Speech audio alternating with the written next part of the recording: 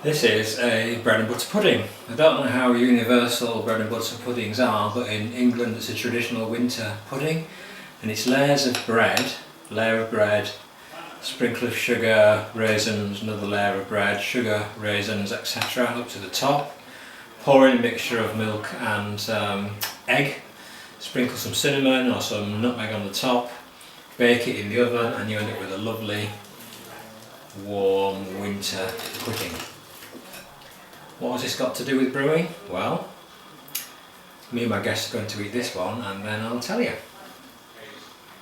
So what has pudding got to do with brewing? Well, it's about the time when I brew my Christmas beer, and I try to find something that's a bit different and a bit seasonal, and in that search for something I came across a beer brewed by a great little brewery called Wiper and True. Now the only beer of theirs that I've actually had myself is their milkshake stout, which was lovely.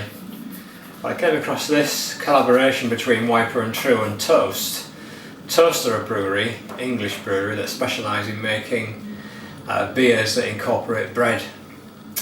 And Wiper and True and Toast in their collaboration have brewed a bread pudding beer. So this is a beer to capture that bread pudding character that's got bread in it, 20% of bread.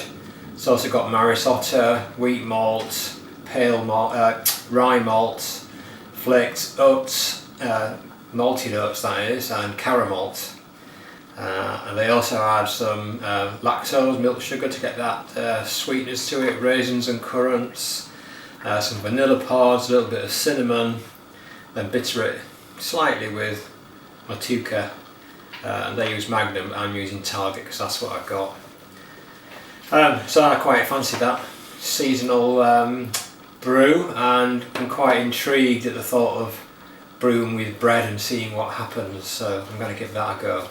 I really like the layout of the recipe that they've given that's on the web, but I needed to, they give it all the ingredients as percentage, which is quite helpful, but I needed to know the contribution of the bread, you know, in terms of specific gravity, and you can't work that out from here. But I went to the original Toast brewery website, and they give a homebrew recipe for their Toast Pale Ale. So I was able to enter that recipe, leave the bread out and look how short the specific gravity was, and basically work out the contribution of the bread. So I created an adjunct in Beersmith for fresh bread and toasted bread, and just included that in my recipe, and I ended up with 1.2 kilos of bread.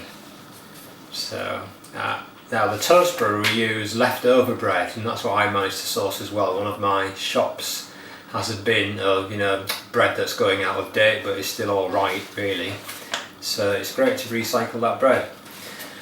I know I promised you a video on water treatment and I haven't done it yet, but I can talk about it a bit. This one thing I liked about the Wiper and True recipe is they talk about the water treatment, and the two ions that influence the character and flavour of your beer are principally sulfates and chloride. If you want your beers to be at the dry hoppy end, you emphasise the sulfate in the water. If you want them to be at the smooth soft malty end, you emphasise the chlorine in the water. And this profile they suggested is 250 parts per million of chloride and 100 of sulfate, so you can see the ratio that they've gone for there. Given my water profile, what that comes down to in practical terms for me is adding, what was it, just over 10 grams of calcium chloride to boost the chloride, which gives me 251 parts per million, which is just right. I've got 80 of sulfide, slightly less, but that won't matter. So I've got the right chloride profile there. They suggest a mash pH of 5.2, which is about what you would aim for anyway. In my terms, that means adding about 5 ml of 75% phosphoric acid to the mash, so that's what I'll be using. And we're ready to go. So let's go and look at that brew here, see what happens with when you try and mash them with bread.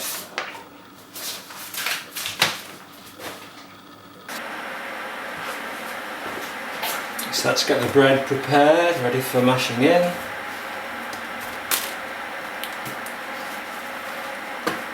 It's like feeding the ducks.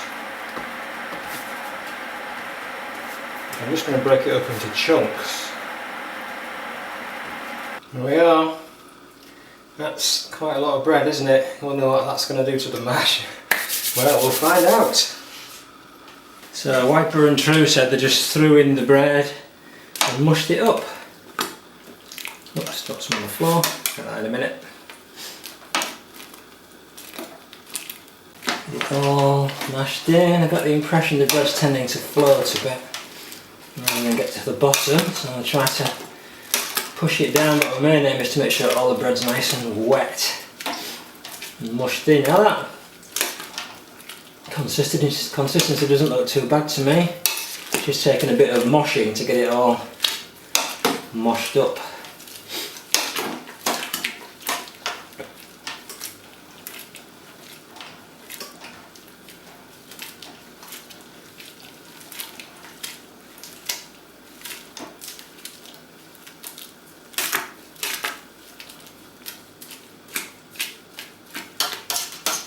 Right, I'm going to put the plate on and recirculate, see what happens.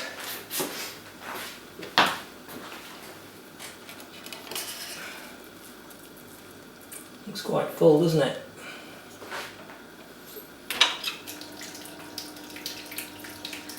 Seems happy to me. In fact, it seems to have a really fast drain through the grain bed. Can you see it's not even coming over the top yet? If it doesn't come over the top, I'll add a bit of water to make sure that it does recycle and the element keeps fed. I think it is coming up to the top now. Nearly there, and there it goes, recycling. So that's alright. I'll keep an eye on it, make sure that it doesn't begin to drop through the grain bed so fast that it's not recycling. That looks a good fast recycle. I've still got my element on normal because the temperature's dropped a bit, and then I'll flip it to the mash position when it's settled. So that's it. I'll check in off and on during the mash, and we'll see if the wort clears up or you know what happens when you put bread in.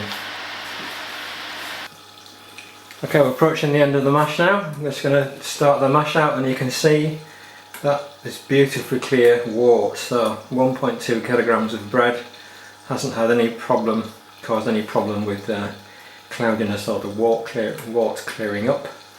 And I'll get the mash out done, then we'll see what happens during sparge.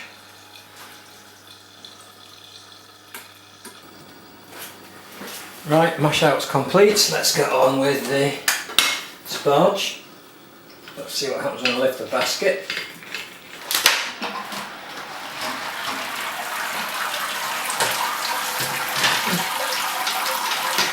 There's some draining going on. Let's get the camera over the top so you can see what's happening. Okay, so that's drained. Oh, okay so far. Just follow the plate down. It's on the grain bed now. I always put the grain stopper in. Let a little bit of pouring sparge water down the centre. See what happens.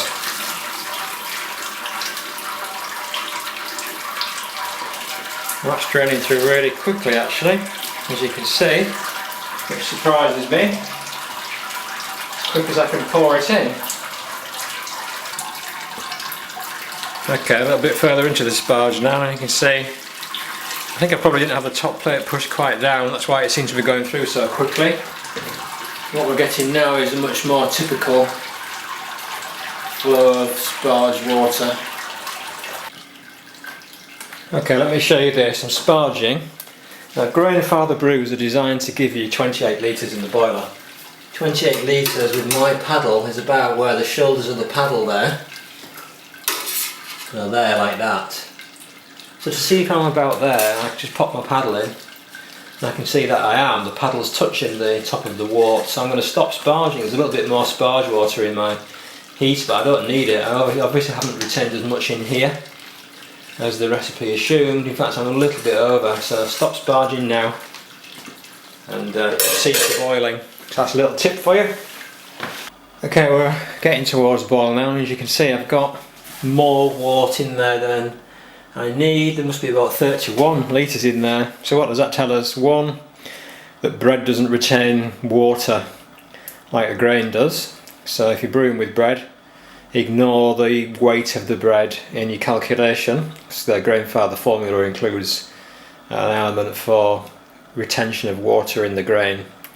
So that's one lesson learned, but all I need to do is extend the length of my boil a bit. So start the boil, I might even aim for a 2-hour boil if necessary, and that'll be fine with a malty beer like this. And then start your additions, of course, 60 minutes before when you intend to finish the boil. Okay, we'll be back when we're boiling. I've got a decent boil going now. I've got about, I reckon, about 31 litres in there, so it's going to be a couple of hours boiling. Taking a sample, it's at about 44, multiply that up. That suggests a final gravity of about 54, and I've got the lactose to put in yet. I need to be around 59, 60. So I seem to be in the ballpark. I'm just going to carry on with that boil off, and I'll be back at the end of when we begin to do some boil additions. 30 minutes before the end of the boil, so it's time to add the lactose milk sugar.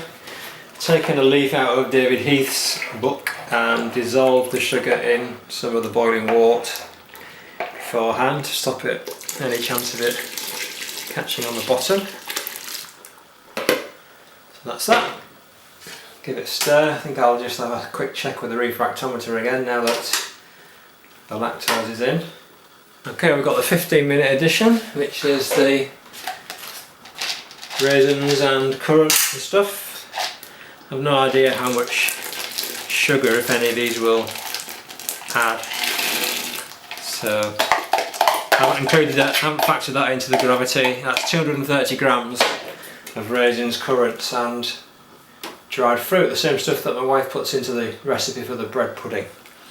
Okay, back at the 10-minute addition. 10-minute addition is some Irish moss.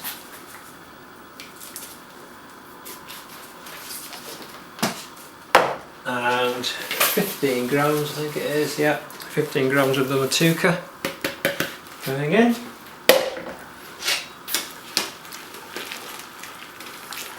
Five-minute addition is 30 grams of Matuka and 2 grams of cinnamon sticks, not ground cinnamon. Okay, we've reached flame out, so let's turn off the heat. Now we're going to add 55 grams of Matuka.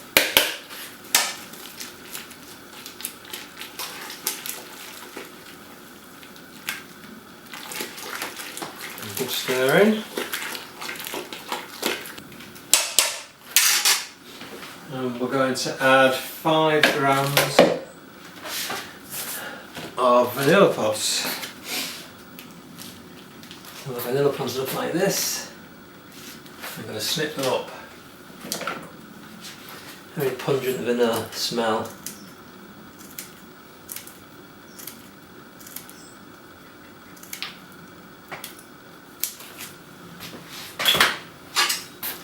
Stir them in. Okay, I'm going to set up for cooling.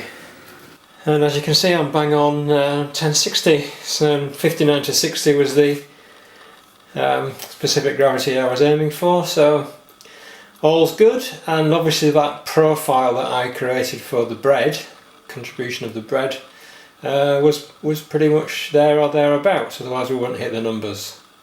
Okay, that's all done, and the beer's in there in the fermentation fridge, just warming up a bit because I've been cold crashing the beer on the top. So there you are, brewing with bread. It appeared to work. So in the mashing stage, I mean, I know it does work because commercial breweries do it, but that's the first time I've tried it as a home brewer. Hit the numbers. A quick taste of the beer when I was testing it, and it's got quite a nice, sweet, vanilla-y flavour. We'll see if that survives through the fermentation. So I'll get this fermenting and check in occasionally and let you know how it's going. And then we'll do a tasting nearer Christmas. So that's all from me for this time, and happy brewing.